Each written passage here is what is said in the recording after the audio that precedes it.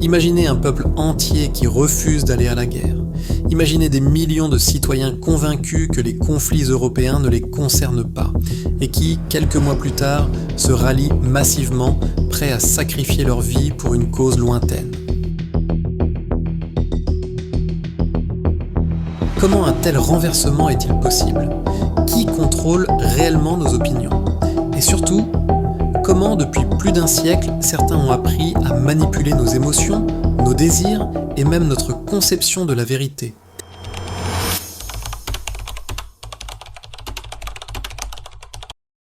En 1917, les États-Unis hésitent à entrer en guerre. L'opinion publique est majoritairement isolationniste. Pourquoi aller mourir dans une guerre européenne à des milliers de kilomètres ? Mais cette résistance populaire inquiète la Maison-Blanche. Le président Woodrow Wilson décide alors de créer un organe inédit, le Committee on Public Information, dirigé par George Creel. On l'appellera plus tard la commission Creel. Sa mission ? Retourner l'opinion publique, transformer des citoyens pacifistes en soldats volontaires. Les moyens sont multiples, des milliers d'affiches aux slogans simples et percutants, les fameux 4 Minute Men, ces orateurs improvisés qui haranguaient les foules pendant les entr'actes de cinéma, la diabolisation de l'ennemi allemand représenté comme une brute sanguinaire, et bien sûr, l'utilisation d'icônes patriotiques comme l'oncle Sam pointant du doigt.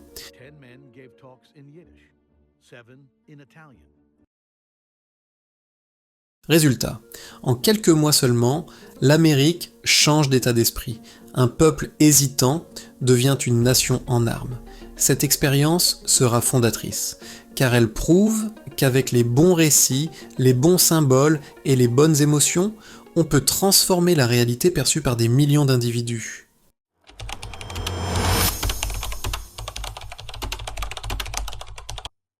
Parmi ceux qui observent attentivement ce phénomène, un jeune homme, Edward Bernays. Neveu du célèbre Sigmund Freud, il comprend que la propagande de guerre vient de révéler un pouvoir extraordinaire, celui de modeler les esprits collectifs. Et Bernays a une idée audacieuse. Pourquoi limiter cet outil à la guerre ? Pourquoi ne pas utiliser ces techniques en temps de paix pour la politique, pour les affaires et même pour orienter la culture de masse ? En 1923, il publie Crystallizing Public Opinion. 5 ans plus tard, Propaganda, son ouvrage le plus célèbre. Ces livres deviendront les fondations d'un nouveau champ d'influence, les relations publiques.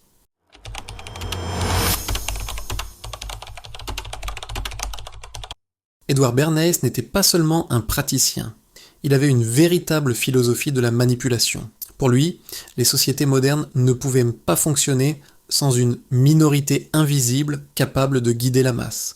Cette minorité, disait-il, devait utiliser les leviers psychologiques les plus puissants, comme à la guerre, en mobilisant les foules grâce à des récits simples, héroïques et émotionnels. Comme dans la religion, en créant des symboles, des rituels et en s'appuyant sur des figures charismatiques. Comme dans la publicité, en exploitant les désirs inconscients et les émotions plus fortes que la raison. Bernays voyait la démocratie moderne non pas comme l'expression spontanée de la volonté du peuple, mais comme un terrain de jeu où quelques initiés pouvaient fabriquer cette volonté.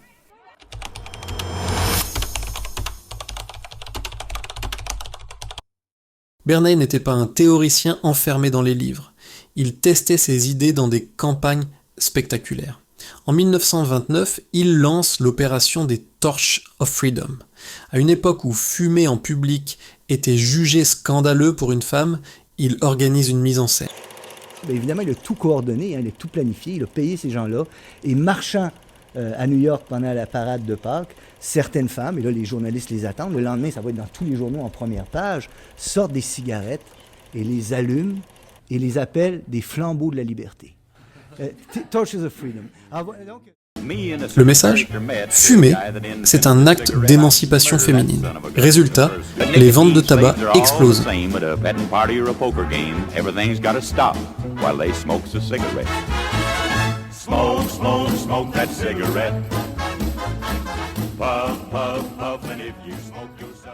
Autre exemple, le petit déjeuner américain. Jusqu'aux années 1920, il se composait surtout de fruits et de café. Bernay convainc médecins et journaux que les protéines sont indispensables et transforme le bacon et les œufs en incontournables du matin. Mais il ne s'arrête pas là. They own vast banana plantations in Guatemala in Central America. For decades, United Fruit had controlled the country through pliable dictators. It was known as a banana republic. In reality, Arbenz was a democratic socialist with no links to Moscow. But Bernays set out to turn him into a communist threat to America. He organized a trip to Guatemala for influential American journalists. Few of them knew anything about the country or its politics. Bernays travaille pour des multinationales, des gouvernements et même dans des contextes géopolitiques sensibles. Ses méthodes efficaces et parfois controversées façonnent la publicité moderne, le marketing politique et la culture de masse. Many of those who worked for United Fruit were convinced it had been organized by Bernays himself. He also created a fake independent news agency in America called the Middle American Information Bureau. It bombarded the American media with press releases saying that Moscow was planning to use Guatemala as a beachhead to attack America. All of this had the desired effect. He was part of a secret plot. President Eisenhower had agreed that America should topple the Arbenz government, but secretly. The CIA were instructed to organize a coup. Working with the United Fruit Company, the CIA trained and armed a rebel army and found a new leader for the country called Colonel Armas. The CIA agent in charge was Howard Hunt, later one of the Watergate burglars. As planes flown by CIA pilots dropped bombs on Guatemala City, Edward Bernays carried on his propaganda campaign in the American press. He was preparing the American population to see this as the liberation of Guatemala by freedom fighters for democracy. Keeping reality, reshaping public opinion in a way that's undemocratic and manipulative. On June the 27th, 1954, Colonel Arbenz fled the country, and Armas arrived as the new leader. Within months, Vice President Nixon visited Guatemala. In an event staged by United Fruit's PR department, he was shown piles of Marxist literature that had been found, it was said, in the presidential palace. This is the first time in the history of the world that the communist government has been overthrown by the people. And for that we congratulate you and the people of Guatemala for the support they have given. And we are sure that under your leadership, supported by the people whom I have met by the hundreds on my visit to Guatemala, that Guatemala is going to enter a new era in which there will be prosperity for the people together with liberty for the people. Thank you very much for allowing us to see this exhibit of communism in Guatemala.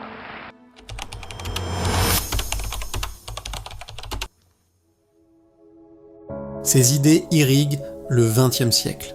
Dans les régimes totalitaires comme dans les démocraties, ces techniques inspirent aussi bien des campagnes politiques que commerciales. Les nazis eux-mêmes étudient avec attention la propagande américaine de 1917. Joseph Goebbels, ministre de la propagande du Reich, s'inspire ouvertement de ces méthodes. De l'autre côté, l'Union soviétique développe une imagerie puissante. Cinéma, photo, peinture, ça n'est plus de l'art, c'est de la propagande. Même l'architecture produite par le régime est là pour impressionner le peuple. Le travailleur est un héros et un modèle. La jeunesse, les corps et le sport sont idéalisés. Et aux États-Unis, la publicité adopte massivement les ressorts émotionnels promus par Bernays, transformant le consommateur en acteur central de l'économie.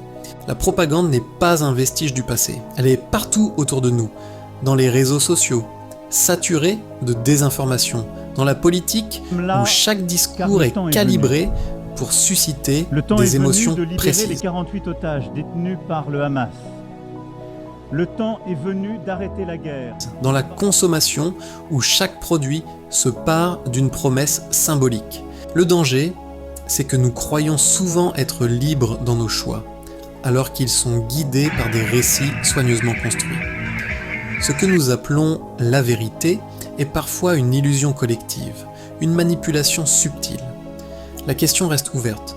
Sommes-nous capables de reconnaître ces influences ou sommes-nous condamnés à croire ce que d'autres veulent que nous croyions ?